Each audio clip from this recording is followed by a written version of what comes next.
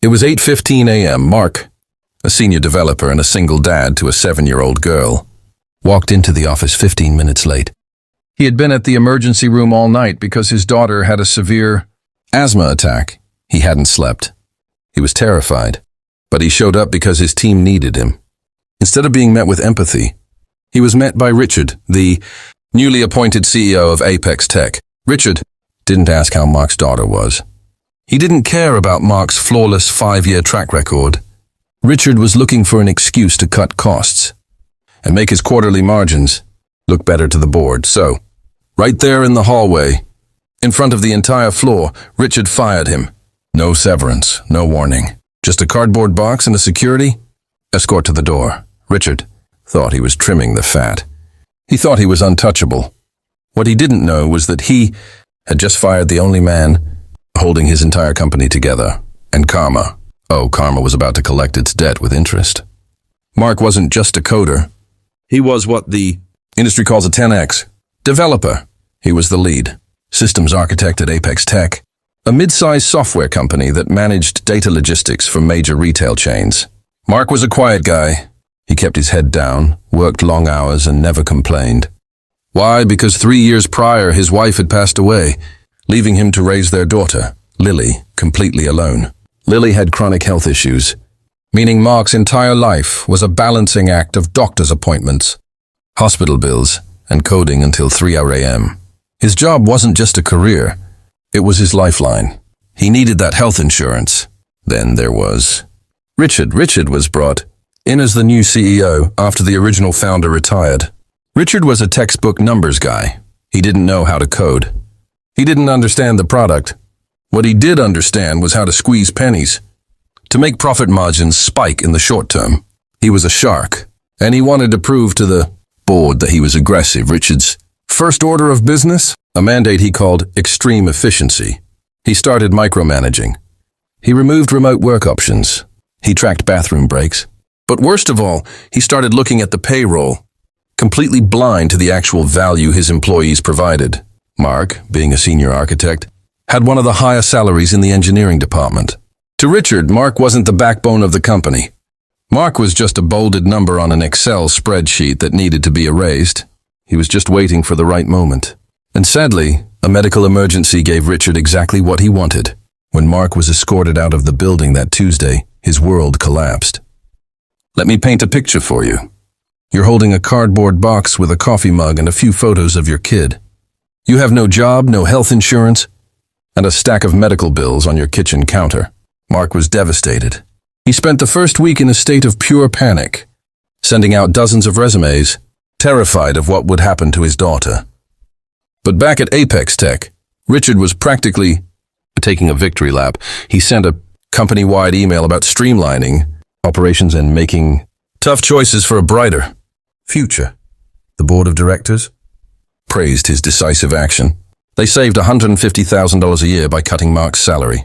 But there was a massive glaring problem, a curiosity gap that Richard entirely missed. You see, software isn't just magic. It's built on architecture. And Apex Tech's flagship, software, the very product that brought in 80% of their revenue, was built on a highly complex custom legacy code. A code that Mark had written from scratch 5 years ago. Mark hadn't just built the system.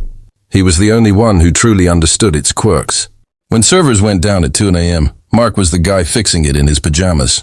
When a major client needed a custom integration, Mark was the one who quietly made it happen over the weekend. For the first month, everything seemed fine. Richard patted himself on the back. But in software development, the absence of a lead architect is like removing the foundation of a house. It won't collapse on day one, but the moment a storm hits, you're doomed.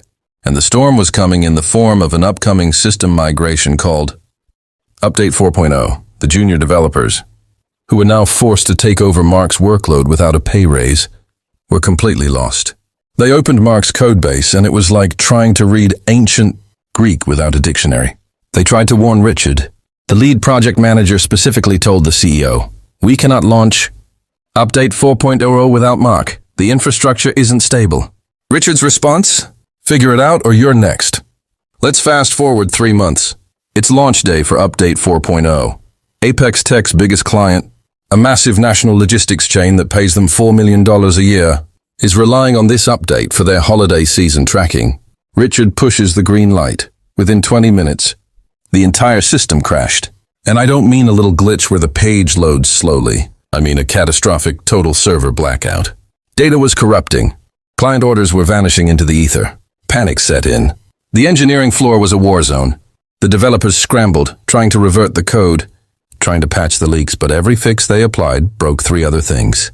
The system was hemorrhaging data. Then the phone started ringing.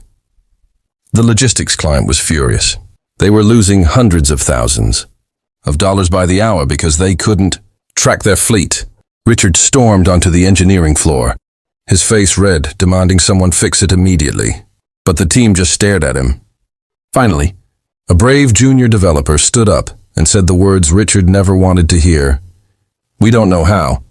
Only Mark knows how to fix this." Richard was trapped. His ego was massive, but the threat of losing his biggest client forced his hand. He went to his office, swallowed his pride, and dialed Mark's number. "Now, let's check back in on Mark. Remember the terrified single dad from 3 months ago?" Well, things had changed. After a few weeks of struggling, Mark had reached out to a former colleague who had started a boutique tech consulting firm. They knew exactly how valuable Mark was. Not only did they hire him instantly, but they also gave him a 30% pay bump, full benefits, and most importantly, the ability to work 100% remotely so he could be with his daughter. Mark was sitting on his couch, drinking coffee, wrapping up a project, when his phone lit up with Richard's number. Richard didn't apologize. He didn't admit he was wrong. Instead, he used his classic corporate doublespeak. He said, "Mark, we're having a slight hiccup with the migration. I'm willing to offer you a short-term contractor position at your old hourly rate to come in and guide the team." Mark listened. He took a sip of his coffee, and he calmly replied, "Richard, I'm currently billing out at $300 an hour as a private consultant. If you want my services, I require a minimum 50-hour retainer, paid up front, non-refundable, plus an emergency response fee. Total comes to $25,000 before I even open my laptop." Richard exploded. He called it extortion. He threatened to ruin Mark's reputation in the industry. He slammed the phone down. Richard decided they would fix it themselves. That was his fatal mistake. They say pride comes before the fall, but in Richard's case, pride came before an absolute corporate massacre. The system was down for 3 full days. In the tech world, 3 days of downtime is a death sentence. The national logistics client didn't just cancel their contract. They threatened a massive lawsuit for breach of contract and lost revenue. But it didn't stop there. Word spreads fast in B2B software. Apex Tech's other clients saw the disaster. They saw the instability, and they started jumping ship. Remember how Richard fired Mark to save $150,000? In 1 week, Richard's stubbornness cost the company over $6 million in annual recurring revenue. And the internal culture? It completely shattered. The junior developers, who had been screamed at for days for not being able to do the job of a senior architect, had had enough. 2 of them quit on the spot. The project manager handed in her 2 weeks' notice.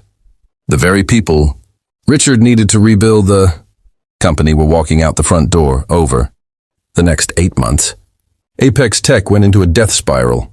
Without a functional engineering team, they couldn't acquire new clients. To cover the lost revenue, Richard started doing the only thing he knew how to do. He fired more people. But you can't cut your way to growth. The board of directors, the same people who praised Richard a year ago, suddenly realized the catastrophe he had orchestrated. They ordered an independent audit of the company's collapse. The findings were brutal. The auditor pointed directly to the termination of the lead systems architect, Mark, as the catalyst for the system failure, the loss of the flagship client, and the subsequent mass resignation of the engineering team. The board didn't hesitate. They called an emergency meeting just 14 months after. Richard smugly fired a single dad in the hallway. The board fired Richard. But unlike Mark, Richard didn't leave with the sympathy of his peers. He left with a destroyed reputation. He was known as the CEO who tanked a profitable tech firm in record time. But here is the absolute best part of the story. The ultimate cherry on top of this karma. Sunday, you remember the boutique consulting firm that Mark joined? Because Apex Tech was collapsing, All of their major clients were desperately looking for new software vendors. Mark's new company swooped in, because Mark knew the client's needs inside and out. He helped his new firm pitch a custom solution to the exact logistics company that Apex Tech had lost. They won the contract. Because of this massive multi-million-dollar win, Mark was promoted to partner at his new firm. He received a massive equity stake, doubled his old salary, and had absolute control over his schedule. It's easy to listen to this and just think, wow, what a great revenge story. But there's a deeper lesson here about the reality of modern work culture. Business experts actually have a term for what Richard did. It's called structural blindness. It happens when leadership becomes so disconnected from the day-to-day operations that they mistake the people actually doing the work for expendable line items. Richard looked at Mark and saw a cost. He didn't see the institutional knowledge, the loyalty, or the human being who was taking care of a sick child. When you run a business entirely on fear and spreadsheets, you might get a quick bump in profits, but you destroy the foundation. The moment you treat loyal employees like they are disposable, you tell everyone else in the company that their hard work means absolutely nothing. Apex Tech didn't die because of a software glitch. Apex Tech died because it lost its humanity, and the market and karma punished them for it. Today, Mark is thriving.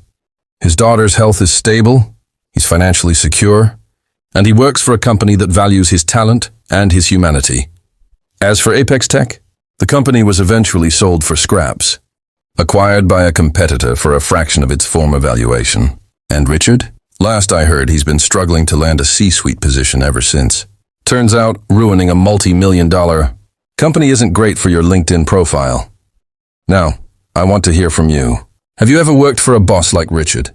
Have you ever witnessed corporate karma hit a toxic manager right in the face? Drop your stories in the comments down below. I read every single one, and some of your stories are honestly crazier than the ones I find. If you enjoyed this story of a single dad getting the ultimate payback, do me a huge favor. Hit that like button, it really helps the channel out.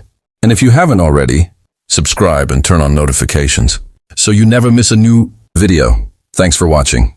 And remember, always treat people with respect on your way up, because you never know who you're going to need on your way down. I'll see you in the next one.